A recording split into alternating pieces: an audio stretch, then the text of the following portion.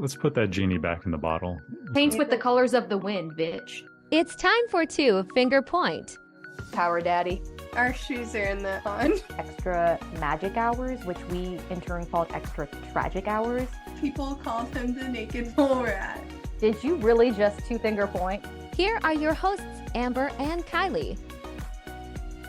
Hey everyone. Thank you so much for tuning in to 2 Finger Point. She's Amber. That's me. And I'm Kylie. And we are going to give a shout out to our newest country to join our community, Peru. Thank you to our Peruvian listener. We're extremely excited to be seeing all these people in different countries. It's crazy. I just like, I love how we're getting so much international like listenership. I guess they love Disney. So yay. I'm glad that we're catching these. It's a small world after all. All right. So we have an update because last time we recorded, which these are all going to be way out of order for a little bit, but we have a Disney villain park is actually in the works. So it's old news apparently, but I feel like we manifested it. Right. I'm excited about the concept of this. Like I said, I was thinking small in the last episode where I was like, oh, just a little Disney Villainland. They're actually thinking big like Kylie was. They want to do a Disney park for villains where they want to have a whole area. It's so exciting. So we came up with the idea of Kronk's Lover last time. Can you think of any other kind of attractions you would want in that? Maybe just something kind of spooky, like going through one of the castles after it's kind of got villainized. So like maybe like the Sleeping Beauty's castle after it's villainized with all the thorns. Some kind of ride through like that could be cool. Okay, and then whose castle would you want? I mean, obviously, you know, I love the Sleeping Beauty Maleficent castle, but I'm trying to think. I want to expand my horizons here. I feel like I could do better. And I feel like Maleficent would be probably the top, like for the castle, like the middle landmark of the park. Right. I was thinking Maleficent too, so I don't know if you're biased in that. I just think I am. Yeah. I mean, we know she's my favorite, but I mean, what kind of villains would you want to see? Like, just kind of.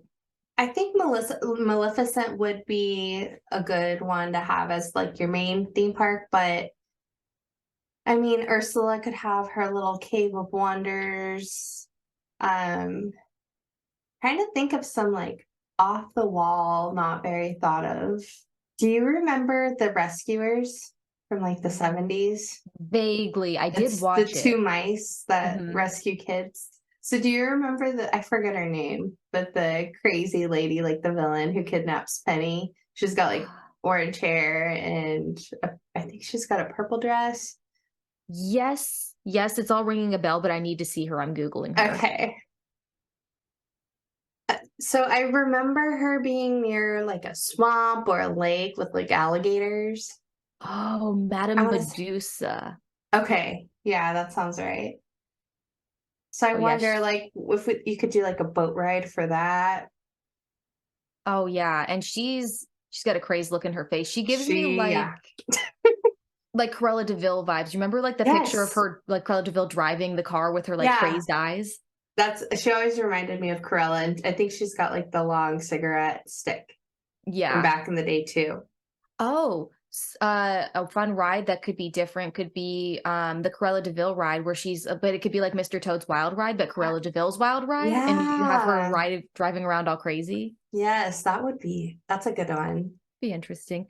They're trying to go more of an adult approach with it is what I was reading because based on statistics, like they're getting an influx of what they're calling Disney adults, you know, so us millennials, we're coming into the parks more now. So they're kind of starting to cater to us a little bit too, which is cool. So they want to do like more intense rides and they wanted to have more adult beverages. So it's geared for us.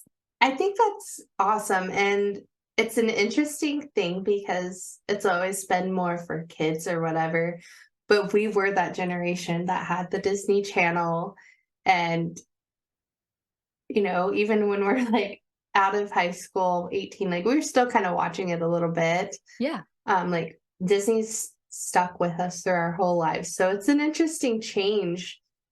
You know, they've got to grow with their audience because their audience isn't going away, but we're also becoming adults. So it's cool to see that. And I think it would be appropriate to have that be the villain themed one because not many kids are going to be into it. Mm-hmm. I think if they were to have a kid section, it'd be cool to do like the Descendants or zombie franchise. Oh, that's a good idea. Yeah, I think to your point of how they're growing with their clientele, I think it's interesting because I think as we keep going back to the parks, they're starting to change some of those classic things that we loved as kids. And we're kind of reaching for something for us to hold on to. So it's nice to have that area for us where they can keep changing different things and keep growing with the kids too. Yeah, definitely. Oh gosh. I'm just trying to think of all the villains and what they could do with them. I know, like, the idea of walking in somewhere that could be very spooky with all the purples, greens, and like, Yeah, I just think those it'd are be the so colors cool. I'm thinking too. I just think it would be really cool to be like 1 second in, Disneyland, everything's all happy, positive, really upbeat and colorful, and then you just kind of take a turn out to the next park and it changes, like the music, the vibe, Yeah. I think it would be really cool. I wonder if they could do like an underground, like a subway to get there from the Disneyland park. Oh, that could be And interesting. then, they could customize that to make it look like you're leaving this world to go into this dark world. Interesting, like the underworld, and then you see like Hades and stuff. Yeah. Oh, yeah. And We have instead of, ideas. yes, Disney, take them. Oh, and I'm thinking there's Scar. There's so Um, many villains that they sleep on. I remember you mentioned even Yzma, oh, yeah, you brought because it up. Kronk's lever. I Yeah. mean, obviously Yzma. I think she would be a fun character to have around to like take pictures with and stuff. I think so, and just walking around too, because I think she's kind of that comedic relief villain, kind Yeah. of like Gaston, where it's like she's not super evil, she's just kind of ditzy, and it's Yeah. funny. Ooh, speaking of Gaston, they could do like the pub. They could have like an actual pub there. Oh, you're right. Oh, that's a good idea too. See, these are things that they could do where they could move people around. I mentioned the Star Wars villains to Eric too, because in the Mm, article, and he didn't seem like he wanted the Star Wars characters there. He felt like it was going to be like out of place for them. I kind of agree. I do too. If they And wanted to do like a separate little section of Star Wars, maybe, but yeah, my only reasoning was just because me personally, I haven't seen like Darth Vader walking around. Now he may be walking around at certain times. I just happen to have not seen him yet. So, okay. I saw I, him all the time at Hollywood Studios. That's what I'm oh, like, oh. But yeah, Disneyland, it's probably different. yeah, I've Yeah. seen stormtroopers, See, but the not only Darth. time I saw Darth was they would have like the Padawan show or whatever, where all the kids come up and do like a little quick sword fight with Darth Vader. Mhm. And then they turn into Jedis or whatever.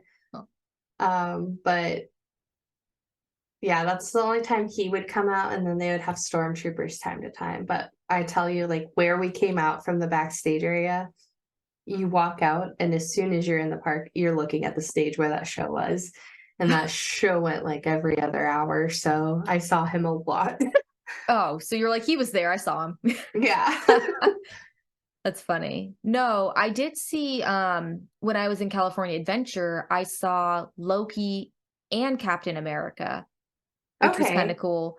Because I was looking up and Loki was walking like up above, and Eric like tapped my shoulder and I was like, "What?" And he like turned me, and as I turned, I took my camera and I saw Captain America walking like directly in front of me. So it was kind of cool.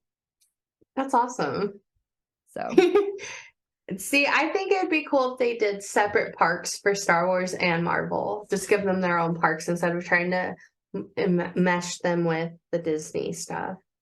yeah, and that's kind of what they did here in Disneyland. Like Marvel has its own area in California Oh, Adventure. California okay. Adventure is all Marvel. Or not all Marvel, but they have their space out there, which feels like the Okay. better place for it, Yeah, in my agreed. opinion. and then Star Wars Land, aka Galaxy's Edge. Eric keeps trying to correct me. He's like, it's not Star Wars Land, it has a name. Galaxy's Edge has its own space too. So here's what I'm hoping though with this villain park is I know that they're gonna do it at probably Disney World, right?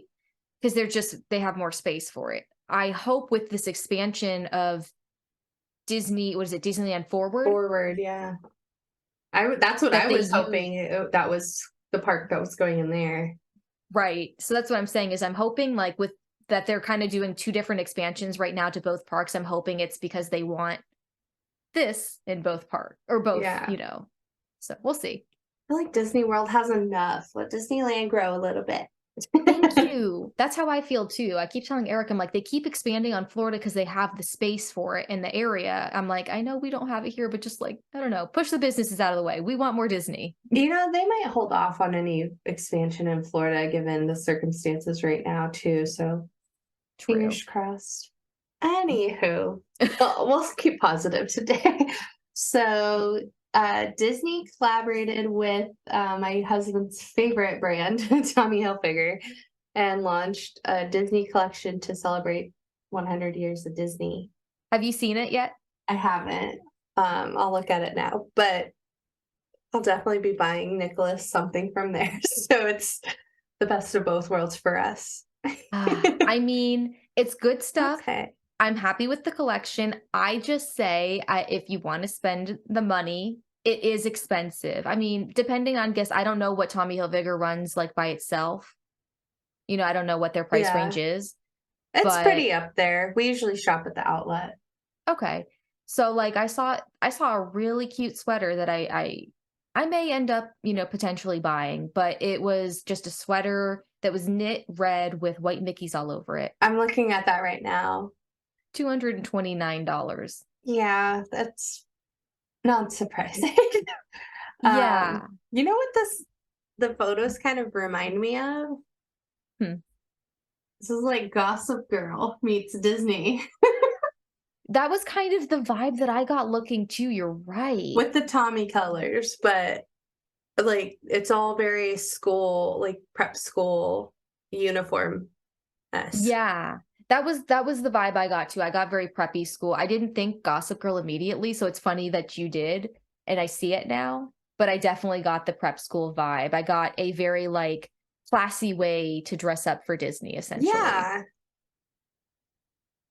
But I like it. I think, if I was going to, class it up and spend the money, I would probably want to go with something I know is good quality. Like, I mean, everything Disney's good quality, but especially Tommy Hilfiger too, which is another great brand. Mm-hmm. I think that would be where it would be worth spending the money if you wanted to. Yeah. Now that I'm looking at this stuff, it's not really Nicholas's style. He's more of like a resort casual guy, polos and chinos, but oh yeah. See, they didn't make a big collection. It's a very, very small collection. Yeah, but it's still cool that it exists. Yeah. Like I said, I like that it's kind of a simpler, preppier way to do the same Disney stuff. And they're kind of getting a little bit more simplistic with some of their sweaters and stuff too. Right. When I look at this, I see maybe a cool outfit if you're going to spend a day at the resort, like your resort, wherever you're staying, and then hit up downtown Disney or something. Yeah. Yeah. It's a very casual, it's definitely not something that you would wear if you were trying to run around the parks all day. Right. It's a leisure outfit, like a Sunday Disney stroll. Exactly. Yes. I think it's because most of them are long sleeves too, and the sweaters and stuff. No one's going to want to wear that going through the parks. Oh, right. But especially it's cute. Florida. It is. I like it. So we'll Mickey see. almost looks anime in the images. Like the little twinkle in his eye. It makes him look like an anime version of himself. Oh, yeah, kind of. Yeah. Just like the feet. Yeah, you're right. Oh, yeah, the marks on his cheek. It just, yeah. Anime Mickey. So, yeah, if you're into a more refined type of Disney attire, I mean, this is it. Tommy Hilfiger. I don't think it gets much more really refined and all-American than this. Very true. He's very nautical and got the American colors. So, my favorite time of year. Okay. Halloween. Halloween. Our favorite time of year, I should say. We both love Halloween. Yes. So for Disneyland, they Oogie Boogie Bash, we knew it was coming back because we talked about it earlier this year, but they officially released their dates for this year. Yay. So September 5th through October 31st. And then the prices range per week. So it starts at $134 to $189. So, I mean, pretty reasonably priced, still on par with like an average ticket on a regular day for the most part, depending on like if it's a heavy weekend or not. And just a fun fact, I do learn, I grow. I saw on TikTok, I was actually wrong. So I thought that the people who were in the parks got to stay. And at least for Disney World, for their event, their Halloween bash, Boo to You, if you buy the ticket, you're there for the event and everyone else gets kicked out at a certain point. Oof. So I hope their tickets are discounted for those days then. Because I'd be sad if I paid a full price to go in all day and then you get the boot at 8:00 or whatever. 4. It's like 4. Well, they say they can start coming in at 4. I wonder when they officially kick them out. Probably around 6, I would guess. Yeah, I hope those tickets aren't as expensive as they normally are, because that's a lot of money just for part of the day. Well, can you imagine too? Because think about it, if you're buying both, let's say both tickets for the day are about $200, that's $400 right there per person. So I think this is definitely directed towards like locals, price rise, and if people are traveling, they're putting in a lot of money to do this. Yeah.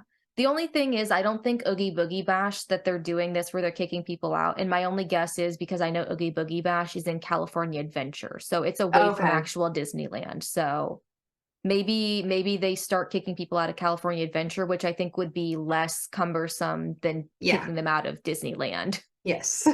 So I don't know. I thought that was interesting because I didn't think Disney would be one to usher people out at a certain point, but somebody proved me wrong. But it looks super interesting. We have the Headless Horseman here. So I totally forgot that was a thing. Like I know it's from Mr. Totes, but when I think of spooky Halloween stuff, for some reason that's not my first thought for Disney. Yeah, I'm looking at some of the. Oh, they're saying so last year that everything sold out for Oogie Boogie Bash. So they're expecting the same, basically. Oh, yeah, I believe it. Oh my goodness. So I'm looking at this photo. It's got Minnie, Daisy, and Clarabelle dressed as Mary, Winifred, and is it Sarah from Hocus Pocus? So I'm looking on this article, and this TikToker was correct about the bash. So even in California, it says there's a sign and it says Disney California Adventure will close at 6 p.m. today. Tonight's event, and then it says like tonight's event is sold out because I guess it sold out like last year. But okay. So basically, like they'll kick you out at 6 p.m. Like you got to go. What a bummer. So I mean, it's kind of cool in a way because if you have a ticket, it makes you feel like exclusive. Yeah. I think you're right. I think this is kind of geared towards SoCal locals and stuff because they're talking about how like most key pass holders were doing this and key pass holders were sold out and blah blah blah. So, but I'm just curious how they do it here, what they're gonna do in California Adventureland, what kind of, because if it's California Adventureland, that's kind of, in my opinion, geared more adult. So yeah, which makes sense because kids get scared, So I think these Halloween events. I know Mickey's not so spooky Halloween celebration, but at the same time, they are kind of spooky. So, I mean, it's always up to the parents' discretion. Some kids are really into it, but I think it's more geared towards the adults, if I'm honest.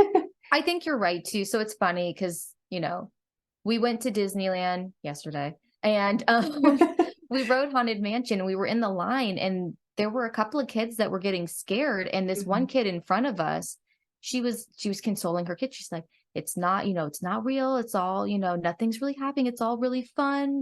She kept trying to console. And the kid was young. This kid was probably like 4 or 5. Oh, wow. I don't think I rode that ride till I was like 8 or 9. But she was fine. I mean, Yeah, same. But the kid was fine. I mean, she got on the ride and everything was okay. And she didn't Okay. cry or anything, but you could tell she was looking around and she was like, this is kind of sketchy. Yeah, yeah. Which makes sense for someone her age. Yeah.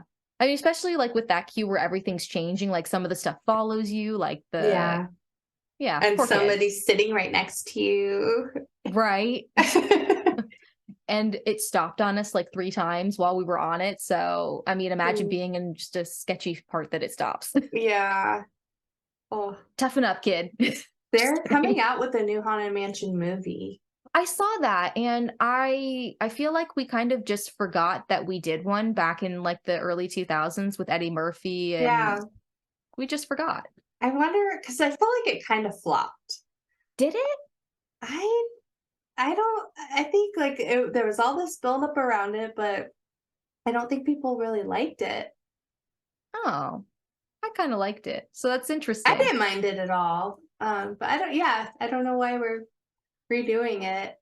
And it feels like too soon to redo it. Like, I don't know, because we were kids, right, when that came out, or were we teens? I feel like we were teens. When did that come Okay, out? so it might be a little too soon. Let me see. But we're at that age where like all the songs are sampling songs we grew up with now too. So Yeah.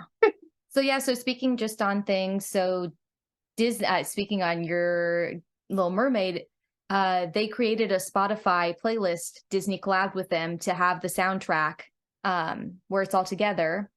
I And you didn't can- realize they worked with Disney on that. I know they have it because I've been listening to it. Oh, so you did find it already. I was going to say, so if Oh, you haven't yeah. found it. Yeah, immediately after I saw the movie, I was like, I need to listen to these songs like over and over again. So I found it. Oh, I love it. Yeah. So they partnered to create the playlist so that it had everything on there, which I think is really cool because Yes. we know how kids are now. Is like when they hear a really good song that they like or they're really obsessed, they want to hear it on repeat. Like Peaches. Shout out to all the parents who are having to listen to Jack Black over and over again. Oh, God. Bless y'all's hearts. But speaking of things related to music, so first off, we know Splash Mountain had their last splash for Memorial Day weekend. They're converting officially Tiana's Bayou Adventure. And when I was there this weekend, everything's boarded up. Splash Mountain is no more. We've officially started that process. Gosh, like I know it's gonna be better. But it's just also like, oh, like it's kind of sad at the same time. See, this is one of those things that I was talking about, like with Disney changing a lot of things in Disney itself. It's like they're changing a classic to bring a new one in, which is great. I love that they're keeping up with all the new princesses and different things, but it's like this is why we need a little area for the adults. Give us that Villainland where it doesn't have to change. You can keep those classic villains and keep us happy. Keep expanding. But yeah, I get it. Like there are reasons we had to shut it down and stuff, but it also is just like it's always been a staple of Disneyland. Like every time you go, you schedule a time to go to Splash Mountain throughout the day, and yeah, it's gonna be different. Yeah, that's what I'm saying. It's like, it's bittersweet. It is. And I'm excited to see what they're going to do because I know it's going to be really beautiful. But yeah, I think it's just us holding on to this nostalgia of what we're used to and what so many people are used to. Like we know when you walk in, oh, Splash Mountain's over there. Like, yeah. So. I saw this reel last night, actually. Tony Baxter, who is an Imagineering, created Splash Mountain. He was the last person to ride it. And so there was like a big crowd screaming for him as he got on. And apparently he is coming out of retirement to help with Tiana's Bayou. Oh, wow. I thought that was special. That's really nice. I like that. What I think is really cool with the Tiana's Bayou Adventure is so they've decided to collaborate with New Orleans artists actually to create the music, which I think is really cool. Yes. Right? I love that because they're going to have the authentic jazz, and there's so much history with jazz too. So that'll be interesting. No, I'm excited that they're taking this route too. So the award-winning artists there, I don't know who they are, but maybe somebody does. So PJ Morton and Terrence Blanchard, and they're the two that are going to help with creating some of that music for the ride. Oh, that's wonderful. It'll be good. And I didn't get much into, I need to do some more research, but they're starting to like come up with the plans of like officially everything that they're going to do and getting into the works of officially refurbishing the Splash Mountains for Tiana's Bayou. So Disney World has really started getting into it. So they're starting to have pictures and different things for the construction. Oh, great. So I need to look. So next episode, guys, I'll update us on some of the Tiana's Bayou actual like looks and stuff. Oh, that's wonderful. That was like a mouthful to get out. Tiana's Bayou Adventure. It's so long to say. I'll probably just continue to call it Tiana's Bayou. Yeah, or TBA. There we go, TBA. Okay. So apparently there's a new lounge Epcot for annual pass holders. Did you want to talk about that? Yeah, so I thought this was interesting. It says it's a limited time lounge, which I thought was interesting. But it's just like a spot for you to go and chill out during the day. So they have complimentary snacks and water, which much needed in Florida, honestly. And then just little lockers to put your phone in. Like if you just want to charge your phone, you could just put it in a locker, and I guess you could just keep walking around. So Oh, nice. yeah, so it's just a little like area to go sit and kind of get out of all the hubbub of Disney World. Yeah, I love the land too, because what is it? Is it Living with the Land is the ride, the boat ride in there? Yeah, I think that's what it said when I was looking. Mhm. Okay. My nerd self loves that ride. Have you been on it? It's the boat ride. So you get in a boat, and it's basically a boat ride through a greenhouse. And so Ooh. there's just a bunch of plants. Like it's if you're not into plants, it's probably so boring, but I love it so much. And there's a bunch of hidden Mickeys in it too. Oh, see, that's good. See, I like something sometimes, just like kind of Jungle Cruise is like another one of those ones that you Yeah. get on and you just kind of see all the stuff around you. I like a good like chill out moment, especially among all the Yes. walking. I think that's why I like it. It's because it's relaxing. It's really cool though, because your tour guide will tell you like, oh, this is this plant, this is this plant. And they have some of the plants are herbs that are used in the restaurants. Like everybody gets their herbs from there. Oh, And their veggies and whatnot too. So they kind of give you that behind the scenes look at that as well. I think that's cool. I think that's fun inside knowledge. Maybe we are a little bit nerdy, but I'm into Yeah. it too. Yeah, that I think because I like plants, and then also it is kind of like that theme park nerd side as well. You get to see some of that. It feels like an inside scoop on something. Exactly. So Yeah. that I think that's why I like that ride so much. I love that. Yeah, but this is cool because I don't know much about annual pass holders for Disney World. I know they get a lot of perks like we do at Disneyland for our Magic Key stuff, but I don't know if they have anything else like this at Disney World. So I think it's cool that it's limited time. I wonder if they're going to keep it as something permanent if it is received well. Right. So be interesting to see. And then I guess just some exciting news. I added this last night because I was excited. So we did go, like I said, we went back to Disneyland, and they did release some of their Pride stuff for the month of June. And I saw a rainbow swirl cupcake. I was so happy. Okay, good. We needed that.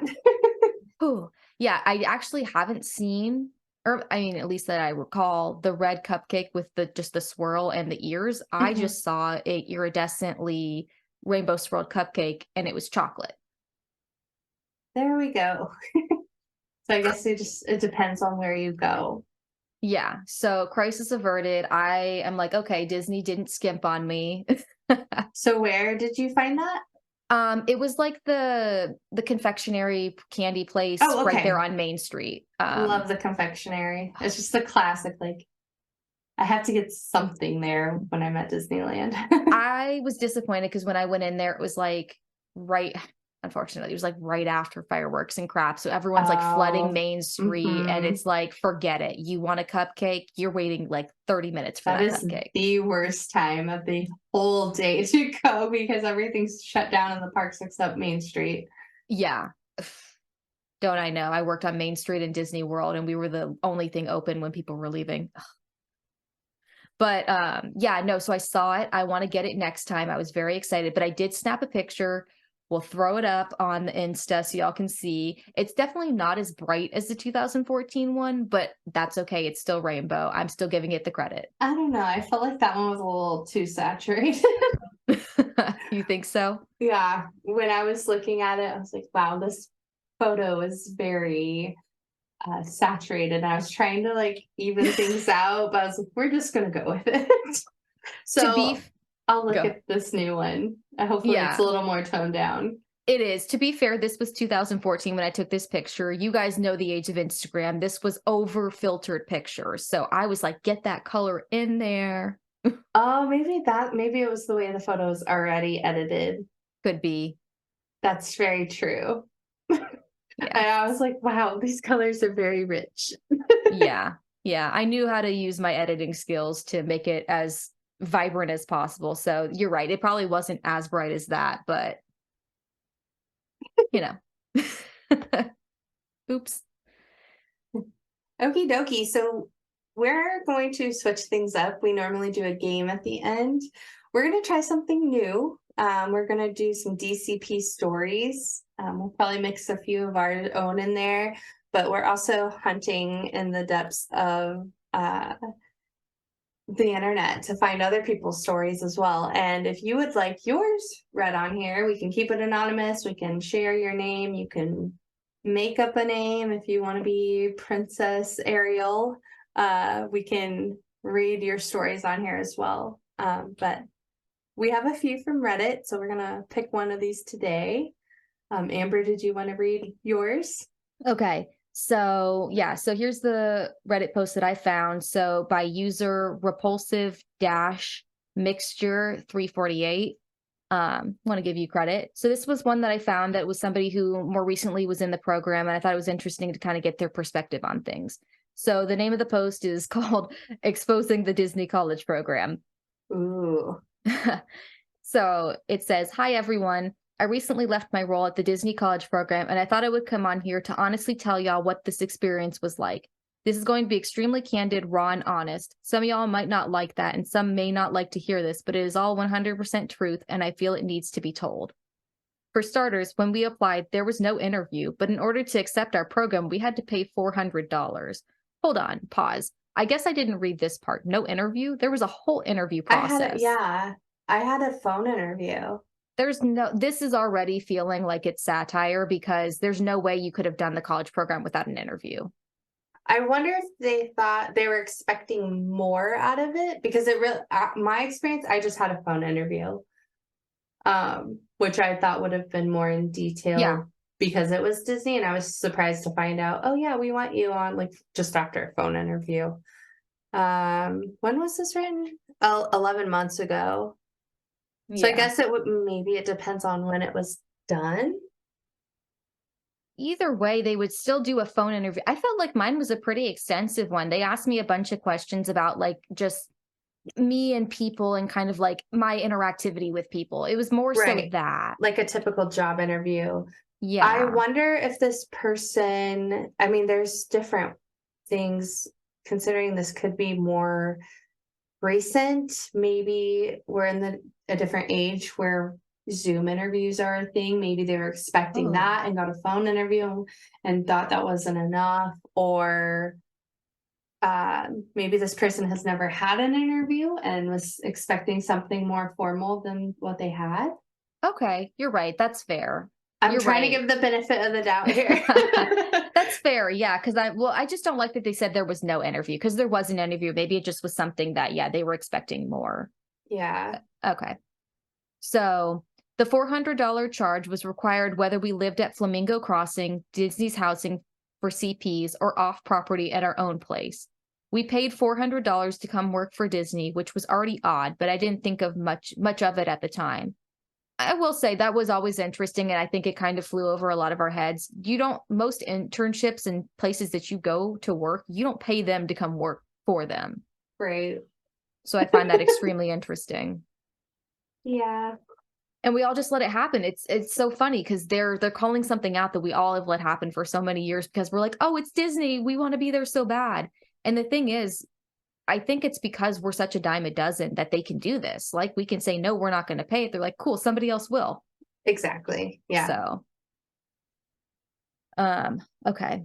Then for those living at Flamingo, they went over their rent and roommate processes. For rent, it is automatically taken out of your paycheck weekly, which means you only have $50 to $100 to live on after that. I'm going to keep stopping because I think what they're saying is interesting. So they do take your rent out automatically, but I felt like I don't know. I guess this is at a weekly rate. They were only making like $100 after that. Does that check out to you? I can't remember how little we were making back then. That checks out. Okay. Might have been less. Granted, we were on a different, we were making less money, but rent was less too. So 50 to 100 might be what we were getting. Yeah. Okay. In our currency rate back then. Meaning that you only had a $50 to $100 to live on after that. The room layouts come in 4x4, 4 bedrooms, 4 bathrooms, 4x2, and 2x2. 2 beds in a room with 1 bathroom per each room. You think that's bad, buddy? I was going to say, I have to call this out. 4 bedrooms and 4 bathrooms. You're saying that each bedroom had its own has its own bathroom no matter where you live. Are you joking? That'd be amazing. We would have kept our bathrooms so clean. Yes. We could have taken bubble baths because we would have actually kept that bathtub clean. I tell you guys, the base of our bathtub was black. So when gross. we got there, I bleached the crap out of it to get it clean, and it still is very difficult to stay clean. Yeah, so he's bitching about this. I'm sorry, I don't have empathy for that. They tell us that we have the option to pick if we want our rooms to be gender neutral or not. I've seen that elsewhere too, so I don't think that's made up. Yeah, and that we have the option to link with one roommate with the exact same start and end dates. So I think that means, like, how we could pick our roommate or go to random. I think that's what they're saying. Oh, okay.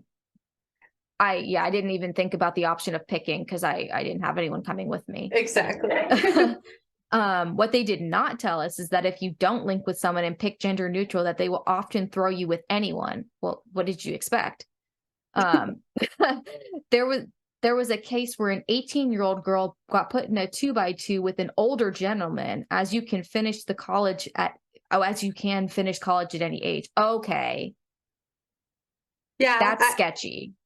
I mean, you have to put what you want on there, if you don't want to be put with a man, then say that. But yeah, I remember there was a 25-year-old that I worked with, and I was 22, which I was an old lady to a lot of CPs. Yeah. I mean, I get, like, I think there's a case where an 18-year-old got put with an older gentleman. Then be gender neutral at 18. Don't be gender neutral. Be right.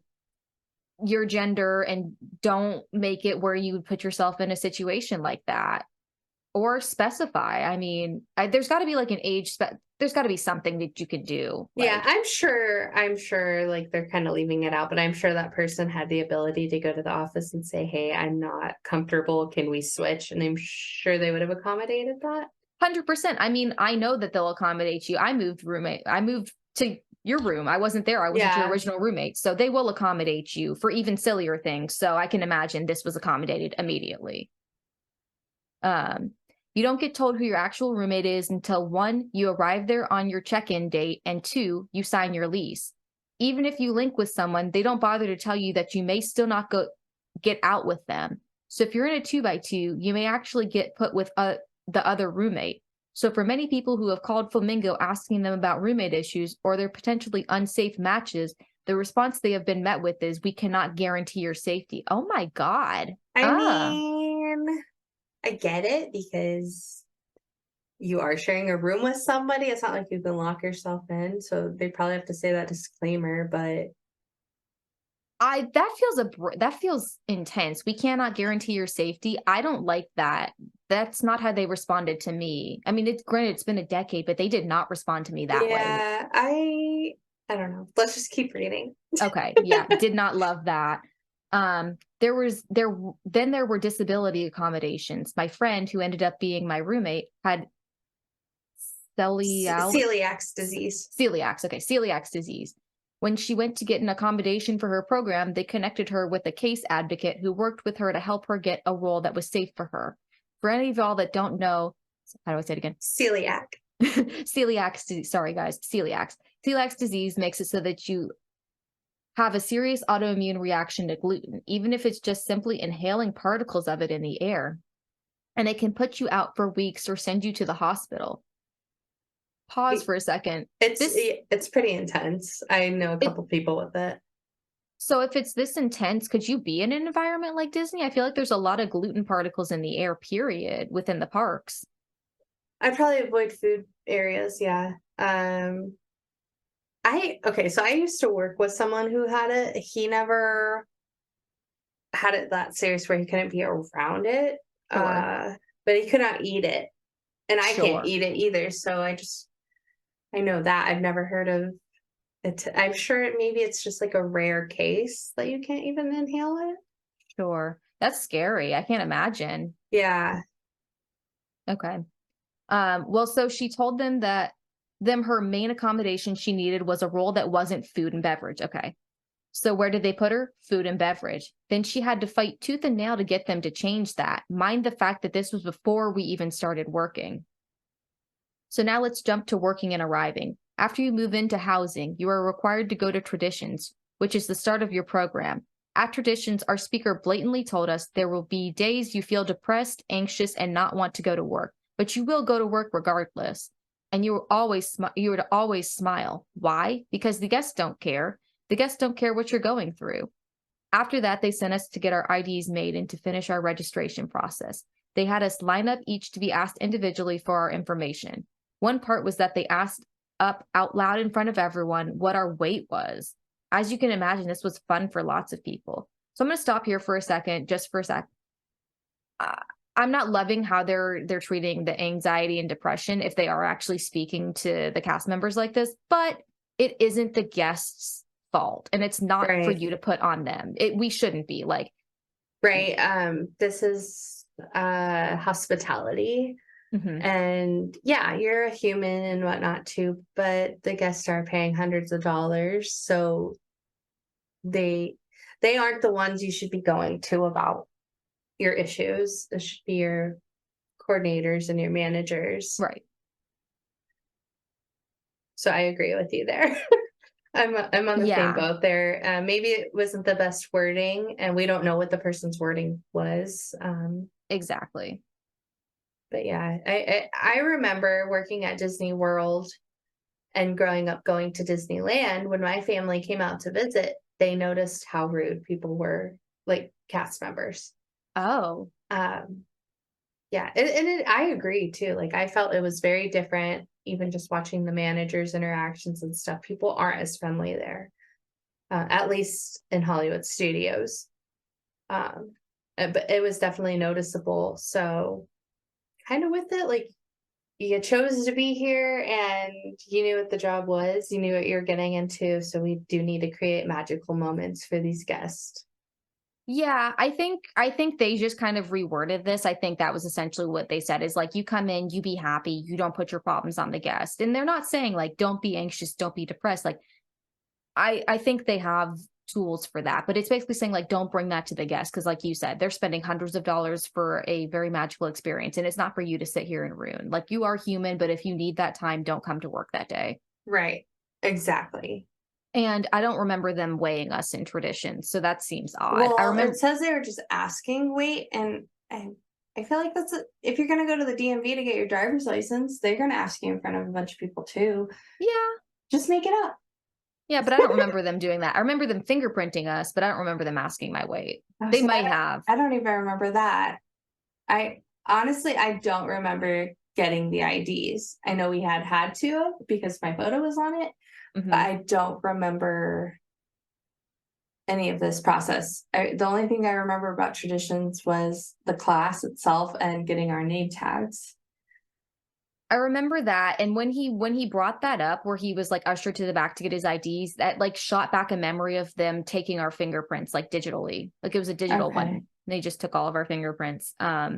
Jumping into working, they tell you that you are to have 24/7 availability. The rule is that you need to give at least an 8-hour window between shifts. That's their only rule. So they can schedule you as much as humanly possible, as long as they want to, as long as they give you 8 hours in between, and that's your next shift. It's extremely common for CPs to be scheduled upwards of 9 days in a row with no breaks, and shifts up to oftentimes over 12 hours.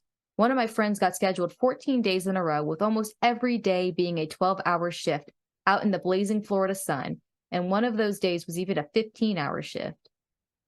Okay. This is interesting. So they definitely worked us hard. I mean, I had upward of 60, 65 hours when I was working there. Yeah, I definitely think this is true, and this was my experience as well. Yeah.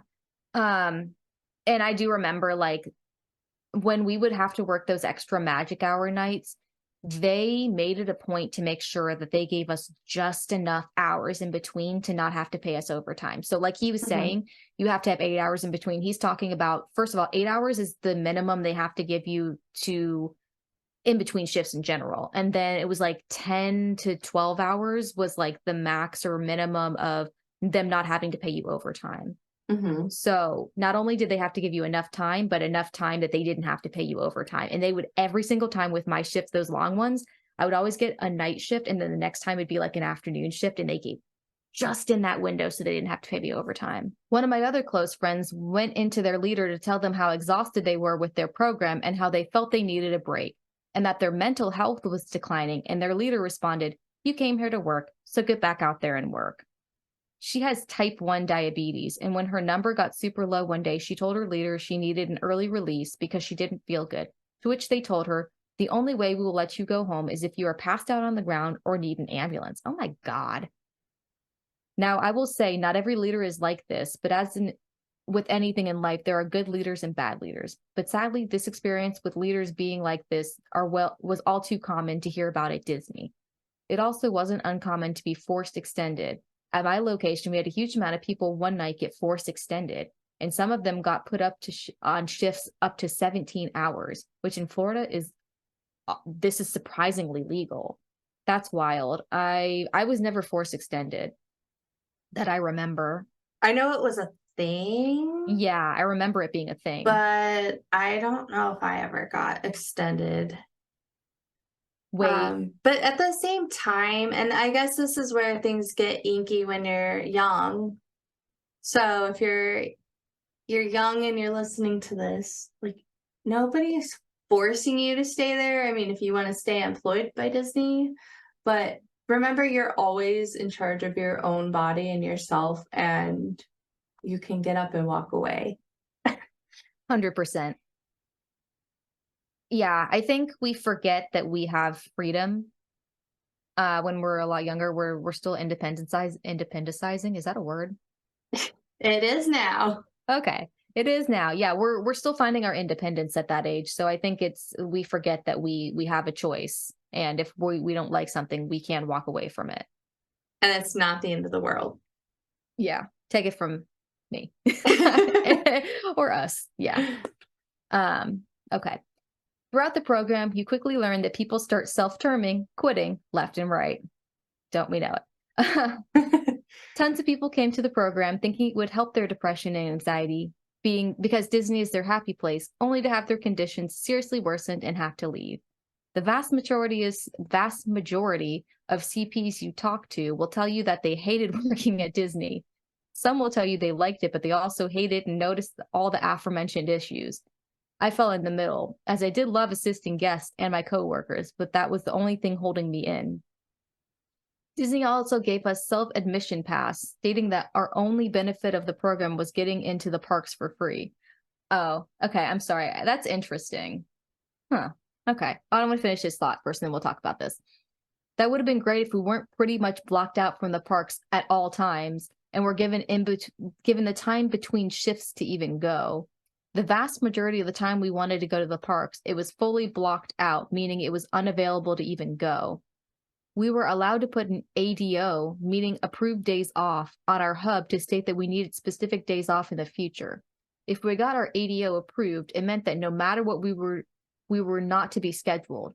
Well, once I got my ADOs approved for a week, 2 months in advance, where the relatives were coming, including my 90-year-old grandma, only about a week or so before the dates, they decided, nope, take it back, and scheduled me anyway. So I had to fight to get at least a few days off and then call out the other days, which put points on my record.